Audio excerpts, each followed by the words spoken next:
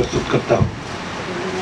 मैंने बहुत सारे जीवन सूत्र पढ़े भी और ये जानकर बहुत खुशी हुई कि एक ये जो जीवन सूत्र हैं आपने लगभग 58 साल की उम्र में, यानी तो 1988 में आपने ये इन सबको लिखा है और 1 जनवरी से लेकर के सितंबर 88 तक के ये है। मुझे लगता है कि अगर इसी क्रम से आप लिखते रहे होंगे और वो क्रम जारी रहा होगा तो ये किताब वॉल्यूम्स में आएगी। आपने यूँ तो दूसरी क्षेत्र में भी जो काम किया है उसकी भी कहीं न कहीं पुस्तक के रूप में आपने उसमें अपने अनुभव दर्ज किए होंगे। मैं अपेक्षा कर रहा था कि शायद डांडिया साहब ने अपने पत्रकार जीवन में जिन बड़े बड़े राजनीतिक पर्सनालिटीज से आपका संपर्क रहा है, जिस बड़े घटनाक्रमों से आप साक्षी रहे हैं, उन सब के बारे में संस्मरण के फॉर्म में या उस तरह का टेक्स्ट हमारे सामने सक्रिय रह करके काम किया। वे इंटीरियर में, खासतौर से गाँवों के अंदर जिस तरह की व्यवस्था थी उसके बारे में लगातार एक क्रमबद्ध रूप से लिखते रहे। ये काम और लोगों ने भी किया है और संयोग से चाहे बीकानेर हो, जोधपुर हो, उदयपुर हो, कोटा हो, इन तमाम बड़े शहरों में ऐसे तमाम लोग रहे हैं और उन सब का प्रवीण चंद जी छाबड़ा से बहुत गहरा ताल्लुक भी रहा है, बहुत गहरा संवाद भी उनका रहा है। ओम हमारे बीच में बैठे हैं, उन्होंने यहाँ राजस्थान की पत्रकारिता में भी महत्वपूर्ण भूमिका निभाई, यानी अपने आप से जैसे बात करता है। और लेखक या रचनाकार या सृजनकार भी निर्मल भाव से तभी लिखता है जब अपने भीतर एक अंतर्द्वंद से गुजरते हुए लिखता है, क्योंकि वहाँ कहीं किसी को उपकृत नहीं करना होता, किसी को किसी से प्रशंसा प्राप्त नहीं करनी होती, बल्कि अपने एक भीतर जो जद्दोजहद है, जिन मूल्यों में हमें कहीं कमी बेशी लगती है उनकी हमें याद दिलाता है। हमारे जीवन व्यवहार को हम कैसे बेहतर बना सकते हैं इस बारे में अपनी राय देता है। और 90 साल की उम्र के बाद सही अर्थों में ये जो शब्द है ना, पितामह, वे सार्थक होता है। अनुभवों से जुड़ी हुई समृद्ध पुस्तकों की अपेक्षा करेंगे। अभी वे शतायु होंगे, उसके बाद तक भी हम उनका सानिध्य प्राप्त करते रहेंगे आज के इस आयोजन में।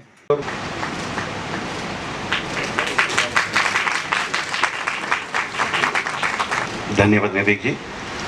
और बंदर छापड़ा द्वारा रचित पुस्तक निज से निज को, इस पुस्तक के लोकार्पण का के ज़माने में जब पुस्तक को पढ़ने वाले लोगों की संख्या में थोड़ी कमी आई है, ऐसे समय में इस पुस्तक का लोकार्पण हुआ है। और जब कोई पुस्तक रची जाती है तो एक प्रश्न अवश्य रचयिता के दिमाग में होता है कि पुस्तक पढ़ी भी जाए, और पढ़ना हम सभी का दायित्व है जहाँ कहीं भी आ।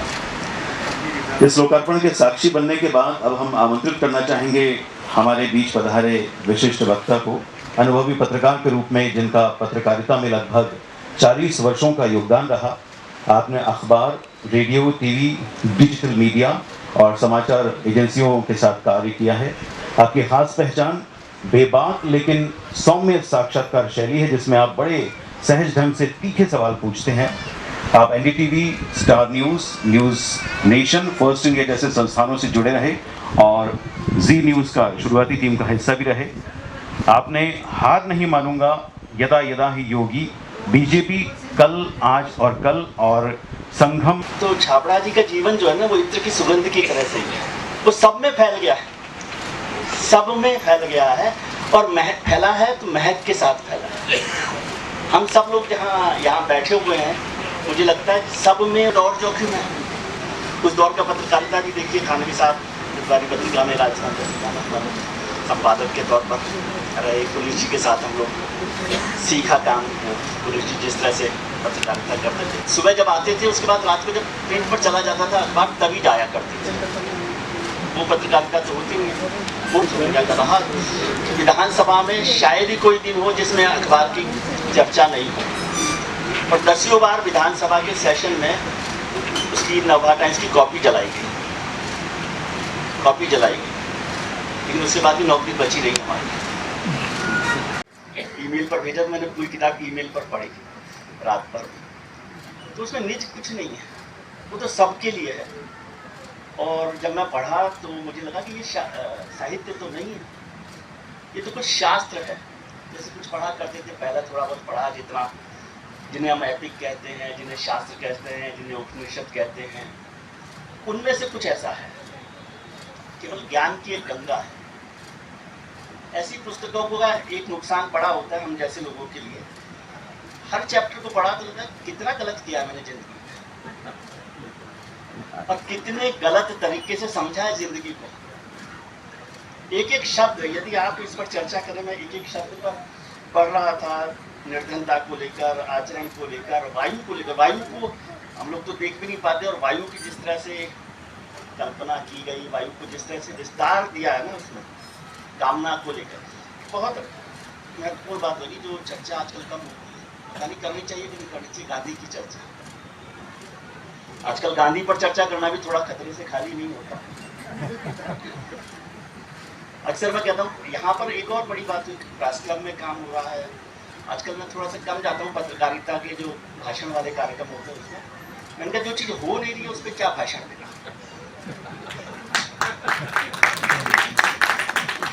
जो चीज़ आजकल हो ही नहीं रही है, माफ कीजिए, यहाँ पर बहुत सारे मित्र लोग हमारे बैठे हैं, लेकिन जो काम हो नहीं रहा उस पर आजकल हम बहुत चर्चा कर रहे हैं। फिर हमने कहा ये पत्रकारिता का भक्ति युग है, भक्ति आंदोलन का युग है। अभी भक्ति गाथा चल रही है, भक्ति का युग चल रहा है। हिंसा करते करते वीर बनते जा रहे हैं। हर तरह की हिंसा हमारे पास आज की तारीख में है, वो वाणी में है, वो व्यवहार में है, और अब तो फिजिकली भी है। और हिंसा के इतने बहाने हम लोगों को मिले हैं। आप जब बोर हो, नाराज हो, तो आप कह सकते हो, आप सब लोगों का छोटा भाई हूँ, लेकिन केवल मन की बात कहना है, क्योंकि परिवार के लिए आए हैं तो मन की बात कर रहे हैं। तो हिंसा के अब हमने इतने बहाने ढूंढ लिए कि हम किसी ठीक रास्ते पर चलो तो इस पर हिंसा कर सकते हैं। आप कौन होते हैं हमें ठीक बताने वाले? धर्म की व्याख्या होगी तो धर्म अपना अपना धर्म, अब हमारे अपने अपने धर्म हैं, और अपने अपने धर्म भी राजनीति के साथ जुड़ गए। इधर खड़े होंगे तो अलग धर्म होगा, इधर खड़े होंगे तो अलग धर्म होगा। सोशल मीडिया का जमाना चल रहा है, तो मैं अक्सर देखता हूँ कि मैं कोई एक प्रोग्राम में जाता हूँ, कहीं पर कोई चर्चा कर रहा होता हूँ, एक चैनल पर किसी विषय पर बात कर रहा हूँ, किसी दूसरे चैनल पर उसी विषय पर बात कर रहा हूँ, उसी कार्यक्रम के उसी विषय पर दूसरे चैनल पर कहता हूँ तो कहता है भाई साहब आप उनको क्यों बुलाती है, तो संगी है जन्मजात से। तो मैं इस चक्कर में अपनी पहचान भूल गया हूँ कि मैं कांग्रेस का दलाल हूँ कि संघ।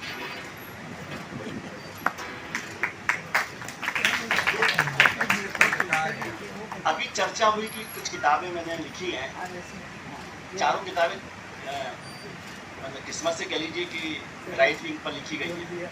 एक किताब थी संगम शरणम गच्छामि, जो मेरी सबसे आखिर में आई थी, संघ पर संघ के 100 साल पर। एक किताब मैंने लिखी जो सबसे पहली थी, वाजपेयी जी पर, हार नहीं मानूंगा।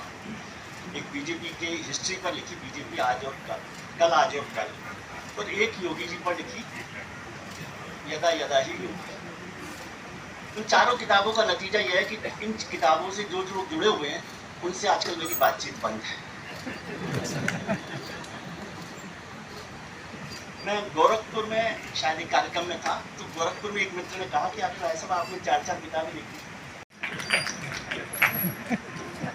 तब पत्रकारिता सब अच्छे से चल रही, केवल स्पाइन खत्म हुई। एक रीढ़ की हड्डी की जरूरत है जो नहीं है, माफ कीजिएगा। अब वो रीढ़ की हड्डी पहले मुश्किल है, पर इतना जरूर कहूंगी कि मेरे जीवन का ये पल हमेशा यादगार रहेगा, क्योंकि आज मैं अब सामाजिक व धार्मिक कार्यों में उनकी भागीदारी, आपके बारे में सुनी हर बात रोमांचित कर देती थी। नाना जी, आप हम सब के आदर्श हैं। आपका व्यक्तित्व हमारी अमूल्य धरोहर है। आपकी उपस्थिति को नमन करते हुए ये कुछ लाइंस आपके लिए, जरा गौर फरमाएं।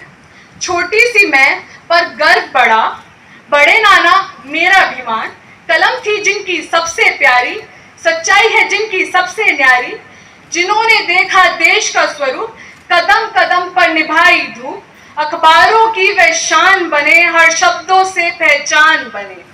राजस्थान की माटी से उठे, सत्य के पथ पर कभी ना झुके। लेखन, चिंतन और विचार हर पीढ़ी को है वो उपहार। अब निज से निचकों के पन्नों में उनकी आत्मकथा गूंज उठी है। डायरी की बातें, जीवन की सीख हर पाठक के मन को छू उठी है। आज जब वो हुए 96 साल के, मन में उमंगे आशीषों की मालाएं, छोटी लवीशा कहे दिल से बात, बड़े नाना है हम सबकी सौगात। ईश्वर से बस यही दुआ, स्वस्थ रहे मुस्कुराए सदा, 100 वर्ष से आगे जिए, हर दिन हमें कुछ नया सिखाएं। मैं अपनी बात को विराम देने से पहले एक छोटी सी बात साझा करूंगी। निज से निज को किताब के कुछ पन्ने पढ़ने के बाद मैंने जिज्ञासा से नाना जी की डिग्री की इच्छा जताई। आखिर हम तो जेनजी जनरेशन जेड के बच्चे हैं, जहाँ डिग्री को ही उपलब्धि का पैमाना माना जाता है। तब नाना जी ने मुस्कुराकर कहा, मेरी असली डिग्री मेरी सतत पढ़ाई है, जो आज भी जारी है। घंटों लाइब्रेरी में बिताना उनका सबसे बड़ा शौक था। तब मैंने उनसे पूछा, हमारे लिए आपका मार्गदर्शन क्या है? उनका सीधा जवाब था, पढ़ो और पढ़ो, खूब पढ़ो।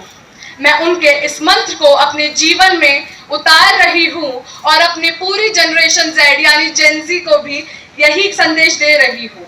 अगर जीवन में प्रवीणता चाहिए तो पढ़िए, पढ़िए, खूब पढ़िए और लिखिए, लिखिए, खूब लिखिए। धन्यवाद।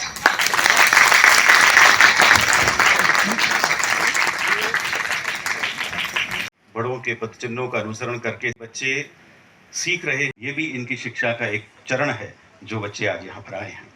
और ऐसे कार्यक्रम में घर परिवार से जब ऐसे बच्चे आते हैं तो वो धीरे धीरे सीखना प्रारंभ। स्थित सभी सम्मान्य जनों को मेरा सादर प्रणाम। आज मेरे लिए, जैसा लविशा भी कह चुकी है, but I should not miss, कि मैं ये जरूर कहूँ कि आज मेरे लिए क्षण अत्यंत भावुक और गर्व से भरा है कि 96 वर्ष की उम्र में अपने लेखन और चिंतन से समाज को दिशा देने वाले पापा जी श्री प्रवीण चंद्र जी छाबड़ा जी की पुस्तक निज से निज को के विमोचन के इस ऐतिहासिक अवसर पर उनकी तीसरी चौथी पीढ़ी की ओर से उनके लिए ये कुछ भी कहना हम लोग के लिए एक अविस्मरणीय पल है। पापा जी के लिए मैं उनको जब थोड़ा सा ऑब्जर्व करता हूँ तो अपने दिमाग से जो मेरे को लगता है कि उनके लिए 2 लाइन में यदि उनको एक्सप्लेन करना चाहूँ तो मुझे ऐसा लगता है कि मैं कहूँगा कि होना और स्वयं के लिए होने को दिखाना। मैं फिर से कहूँगा, होना और स्वयं के होने को दिखाना एक साधारण सहज मानवीय प्रवृत्ति है। होना और बेहद महत्वपूर्ण होना, लेकिन दिखाई ना देना, ये एक असाधारण व्यक्तित्व की पहचान है। तो मुझे ऐसा लगता है कि पापा जी को हमने हमेशा ऐसे ही देखा है। बचपन से हम सब ने घर में पापा जी की कहानियां, उनके अनुभवों को, उनकी सरल किंतु गहरी बातों को सुना है। उनका अनुशासन, अध्ययन की आदत और जीवन के प्रति जिज्ञासा हमारे लिए प्रेरणा का स्रोत रही हैं। ये बुक बहुत हद तक उन्हीं एक्सपीरियंसेस का बहुत बोलते समरी काइंड ऑफ है, आप जरूर पढ़िएगा। आज भी उनका दिन किताबों और लेखन प्रक्रिया में डूबा रहता है, मानो उम्र ने केवल शरीर को छुआ है, मन और वन आज भी पूरी तरह से युवा हैं। पापा जी के साथ बिछाया हुआ, मतलब मैं आपसे क्यों एक थोड़ा सा स्पेशली मूवमेंट चाहता हूँ कि मतलब I am one of those lucky people जिन्होंने कि उनके साथ बचपन बिताया है। मैं अपने छुटपन में उनके साथ ही रहा हूँ। आई थिंक मम्मी पापा से ज़्यादा उनके साथ रहा हूँ। तो ये कुछ यादें हैं बचपन की जो मैं शेयर करना चाहूँगा कि पापा जी, मुझे बचपन याद आता है। बचपन की उन प्यारी सी यादों में आपका साथ हमेशा याद आता है। उंगली पकड़कर आपकी मुझे घूमना याद आता है। आज भी उठती है हुक कहानी आपसे सुनने की। फिर से वही चंडीगढ़ और वही बचपन याद आता है। कभी कभी पापा मम्मी को याद करने पर आपका मुझे चांद दिखाना और ये कहना कि उन्हें भी यही चांद नजर आता है। आज भी चांद को देखकर आपका मुझे प्यार से ये बहलाना याद आता है। वो रामलीला देखने जाना, वही हनुमान जी का घोटा याद आता है। दौड़ के रोहतांग पर चढ़कर तनु से रोहित बन जाना बहुत याद आता है। डिगने लगता है जब कभी भी मन आपकी छवि मात्र से, मैं फिर कहूंगा, डिगने लगता है जब कभी भी मन आपकी छवि मात्र से मन दृढ़तर बनता जाता है। प्रकाश स्तंभ हैं आप हमारे, आपकी हर बात में अनुभव जन्य ज्ञान का वो भंडार नजर आता है। आपके आशीर्वाद के फल से हम आपको रोशन करते रहें, आपके नाम को अपने काम में सार्थक करते रहें, हर पल हर क्षण प्रवीण होते रहें, हर पल हर क्षण प्रवीण होते रहें।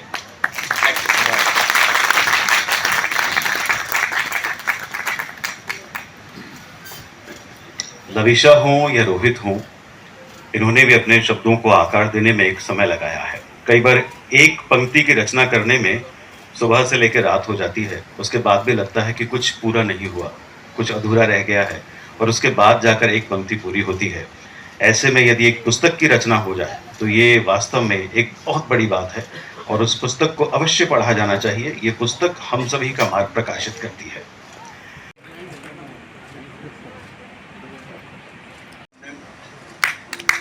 बहुत बहुत स्वागत। मैंने बहुत सोच समझ कर 25 जुलाई को यह आयोजन न रख के 27 जुलाई चुनी थी, और विशेष रूप से प्रेस क्लब।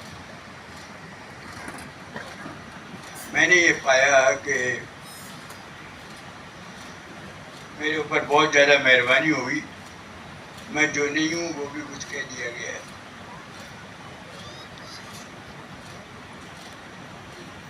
ये किताब कब आपके हाथों में जाएगी और कैसे जाएगी ये तो मैं नहीं जानता,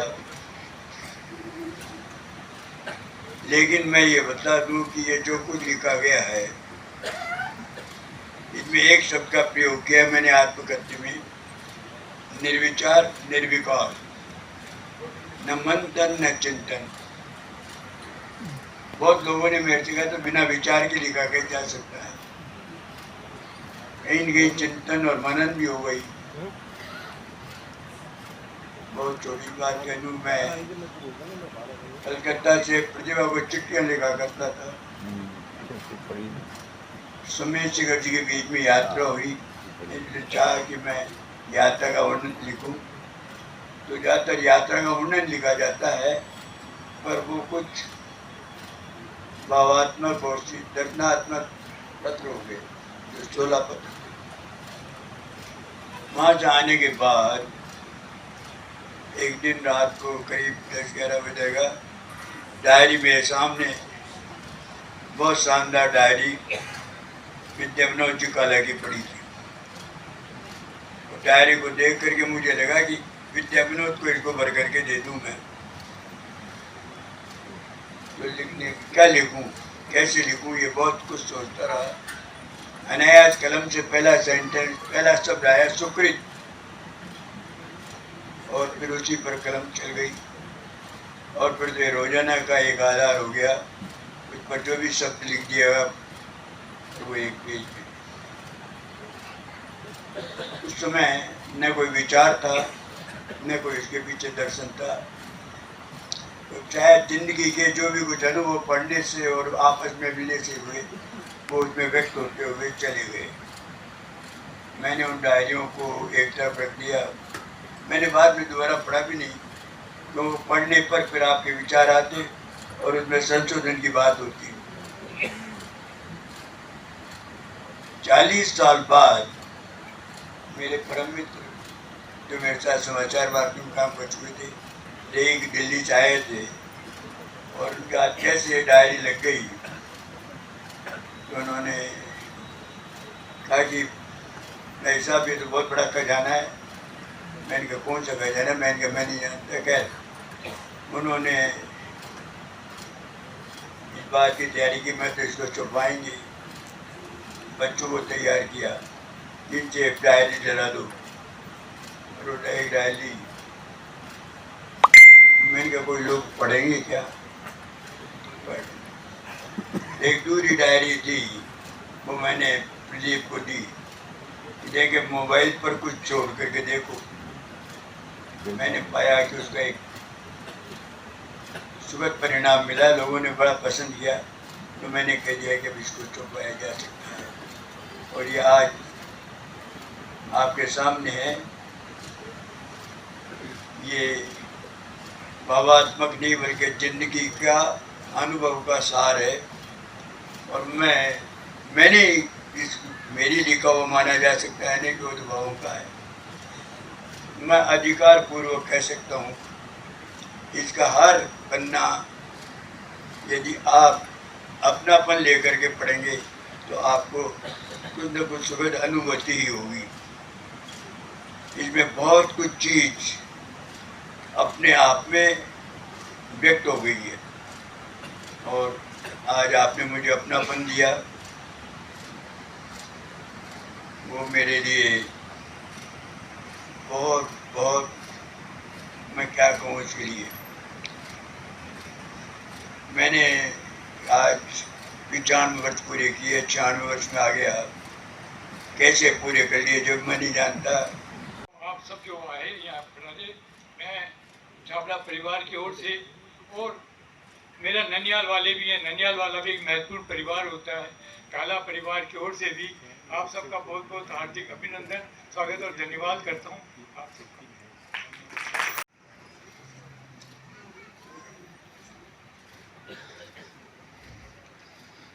मंचासीन सभी आदरणीय प्रवीण जी के लाडले चहेते बंधु सभी को प्रणाम करता हूँ, सादर जय जने।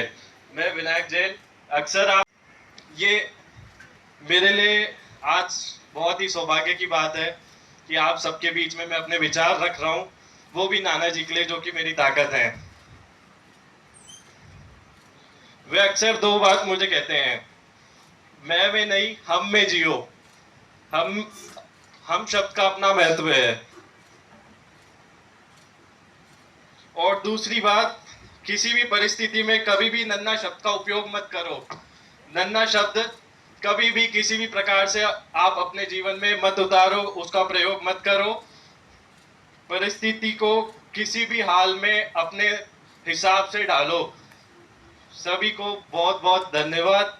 मैं ज्यादा समय नहीं लूंगा क्योंकि मैं आज पहली बार मंच पे आया हूं और मेरी ताकत, मेरे आदर्श, मेरे सभी कुछ, मेरे नाना जी आज मेरे लिए सब कुछ है और ये मेरा परम सौभाग्य है। आज मैं आप सभी डिग्निटीज के सामने मंच से दो शब्द कह पा रहा हूँ। बहुत बहुत धन्यवाद।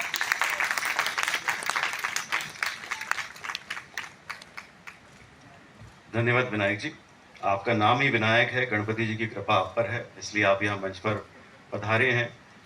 मुझे आपको कपकपाहट ने मुझे आज यहाँ तक पहुँचाया है, तो ये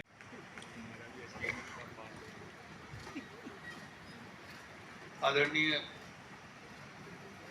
प्रवीण चंद्र जी छाबड़ा को मैं प्रणाम करता हूँ। हमारे लिए तो बिल्कुल एक 100 साल का इतिहास, जीता जागता इतिहास मैं मान के चलता हूँ कि हमारे सामने आज मौजूद है, एक प्रेरणा के स्रोत के रूप में। मैं शतायु हूँ, लेकिन मैं मान के चलता हूँ कि वो जो उन्होंने लिखा और जिसकी वानगी एक किताब के रूप में आज हम लोगों ने देखी और लोगों ने, वक्ताओं ने इसकी चर्चा भी की, ये चीज़ उनके रहते हुए हमें प्रेरणा का एक संबल देती है। और मेरा मानना ये है कि आने वाले बरसों बरस भी उनकी याद, उनकी चीज़ें, उनका योगदान हम भूल नहीं सकते। 100 साल हम इसी हॉल में मनाएंगे, ये मैं प्रवीण जी से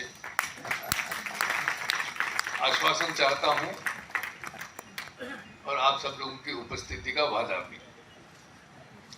नंद भारद्वाज जी, बोड़ा साहब, मेरे दोस्त विजय त्रिवेदी, मीणा जी और हमारे संयोजक, इतना शानदार संयोजन उन्होंने किया है।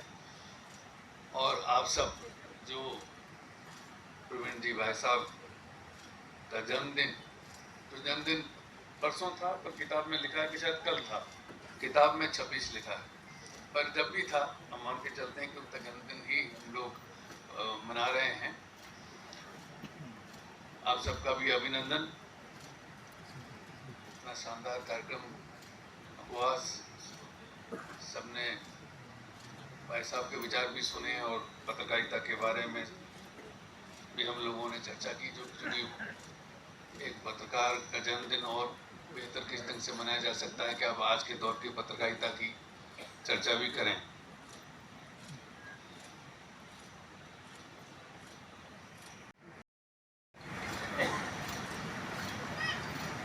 जो पत्रकारिता की बात हमारे बोड़ा जी ने भी की और विजय त्रिवेदी जी ने भी की। इसकी चर्चा हमको आज जरूर करनी चाहिए, क्योंकि अब बहुत विस्तार से नहीं, समय बहुत लोग बोल चुके हैं, लेकिन मुझको लगता है कि जरूर ऐसे मौके पे जब हम 76 साल की पत्रकारिता भाई साहब ने की है, और मैंने कहा कि लगभग 100 साल ही हम तो मान के चलते हैं कि उसका अतीत हमारे सामने है। उस दौर की पत्रकारिता जो आज़ादी के साथ या आज़ादी के लगभग साथ शुरू होती थी, और उसके बाद में कितने उतार चढ़ाव करवटें उन्होंने देखी। मैं चंद रोज पहले भाई साहब के घर में जाता ही रहता हूँ, मेरा घर उनसे दूर नहीं है। देखा कि उनके घर में किन की तस्वीरें नहीं होंगी। जैनेंद्र कुमार जी के साथ भाई साहब हैं, कन्हैयालाल सेठिया जी के सामने भाई साहब हैं, और मैं जानबूझ के पहले मैं साहित्यकारों के नाम ले रहा हूँ, लेकिन वहाँ नेहरू जी के साथ में भी भाई साहब हैं, लाल बहादुर शास्त्री के साथ में भी भाई साहब हैं, भाई साहब राष्ट्रपति के साथ में भी हैं, राज्यपालों के साथ में भी हैं, मुख्यमंत्री के साथ में भी हैं। तो मुझे नहीं लगता कि इस तरह का सौभाग्य कितने पत्रकारों को मिलता होगा कि आपके जीवन में उन लोगों को जिनको पढ़ते आए हैं, जैसे जैनेंद्र कुमार या कन्हैयालाल सेठिया, उनकी छाया, उनकी दोस्ती भी उनको नसीब हो, और उन राजनेताओं की भी जो अपने दौर का इतिहास जैसा भी है बना रहे हैं। भी लगभग इसी पीढ़ी के हैं, और भी लोग कहती है सुन लो पर अपनी प्रतिक्रिया मत दो। तो ऐसा जहां होने लगता है, सुनाने वाले ही थक जाते हैं, पर जहां स्वयं बोल पड़ते हैं दुनिया पीछा नहीं छोड़ती। बोलते ही इसलिए हैं कि हम कहीं दबना नहीं चाहते, दूसरे को नीचा दिखाना चाहते हैं, इसके लिए व्यर्थ बोलते रहते हैं। जबान तो कैंची की तरह है जो चलती जाती है, रुकती नहीं, सबका विभाजन किए जाती है।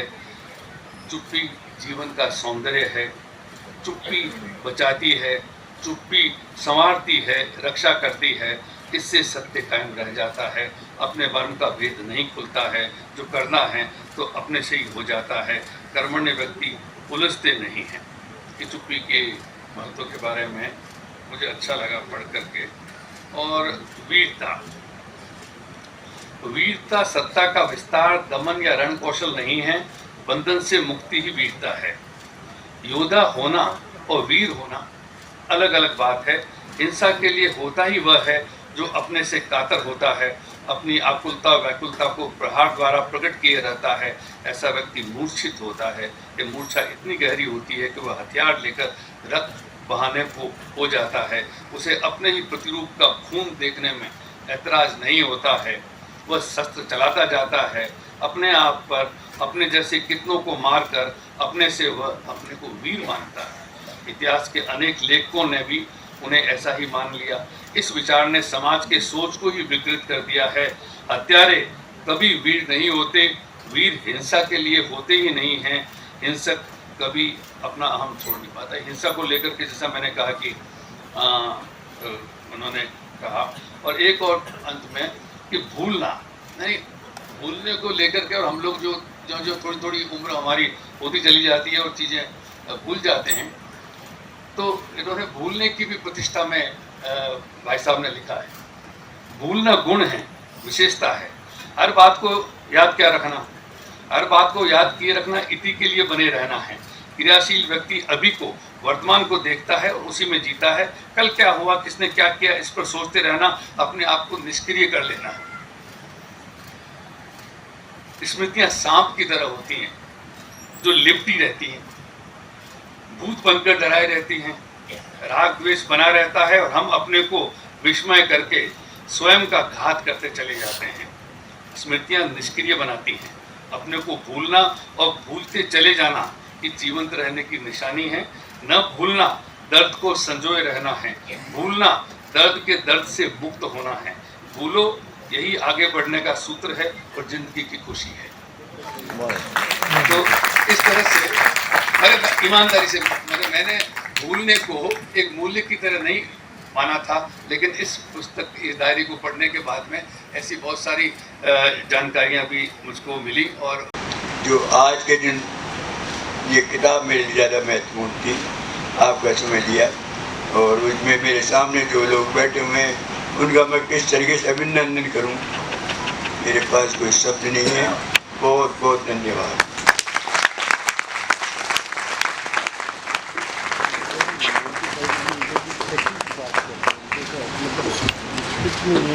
बहुत बहुत आभार। हार्दिक अभिनंदन जो विशिष्ट अतिथि आए और सब आप लोग भी जो भी आए हैं उन सबका बहुत बहुत हार्दिक अभिनंदन। बहुत बहुत आपने हमारे परिवार की ऐसा कर किया, ये परिवार का मान बढ़ाया, उसके लिए बहुत बहुत आपका हार्दिक अभिनंदन। मैं सिर्फ यही कहना चाहता हूँ कि मैं अब इस पीढ़ी में वैसा सबसे छोटा हूँ, वैसा भी गोलियों में खेला हूँ, वैसा भी उंगली पकड़ के चला हूँ, तो नेचुरली हम सभी वैसा। जो यहाँ उपस्थित सीनियर जो हमारे साथी हैं उनका मैं तहे दिल से आभार व्यक्त करता हूँ आप सभी का, और खासकर हमारे प्रदीप जी, प्रमोद जी भाई साहब, मनोज जी, पूरे छाबड़ा परिवार का, कि उन्होंने भी जैसे ही सर ने ये कहा कि कार्यक्रम यहाँ करेंगे तो उन्होंने भी सहमति दी, और इस कार्यक्रम को यहाँ पर आयोजित कर इस यहाँ पे चार चांद लगाए। संजीत श्रीवास्तव जी, मिथिलेश जी, गिरिराज अग्रवाल जी सभी मौजूद हैं, सभी उपस्थित सभी का मैं आभार करता हूँ। और चूँकि प्रेस क्लब जो इन्होंने जो छोटा सा जब एक पौधा लगाया था और आज ये वट वृक्ष बना हुआ है, इनमें बहुत बड़ा योगदान इन्हीं का है। इनकी बदौलत ही हम आज यहाँ पर मौजूद हैं, और इस प्रेस क्लब की स्थापना से लेकर कई अब तक जो भी रहा, इनमें हमेशा सहयोग रहा, योगदान रहा। जब भी कोई प्रेस क्लब का कार्यक्रम भी हो तो जब भी हम छाबड़ा सर से इनको याद किया, तब हर ऐसा कोई कार्यक्रम नहीं है जिस कार्यक्रम में छाबड़ा साहब नहीं आए। तो इनका खुद का आगे से फोन आ जाता है, और क्या चल रहा है, कैसे क्या चल रहा है। तो ऐसा एक स्नेह मिला, और हमारी पूरी टीम ने, मैं हूँ, हमारे मुकेश चौधरी जी महासचिव जी और पूरी एग्जीक्यूटिव ने भी ये कहा कि ये हमारे लिए एक खुशी का पल है, एक गर्व का विषय है, एक और हम सौभाग्यशाली हैं कि आज ये कार्यक्रम यहाँ आयोजित किया जा रहा है। और आप सभी आए, आप सभी का तहे दिल से आभार व्यक्त करता हूँ मैं, और बहुत बहुत शुक्रिया, आभार। और अब सब अल्पार पर आमंत्रित हैं। माल खाया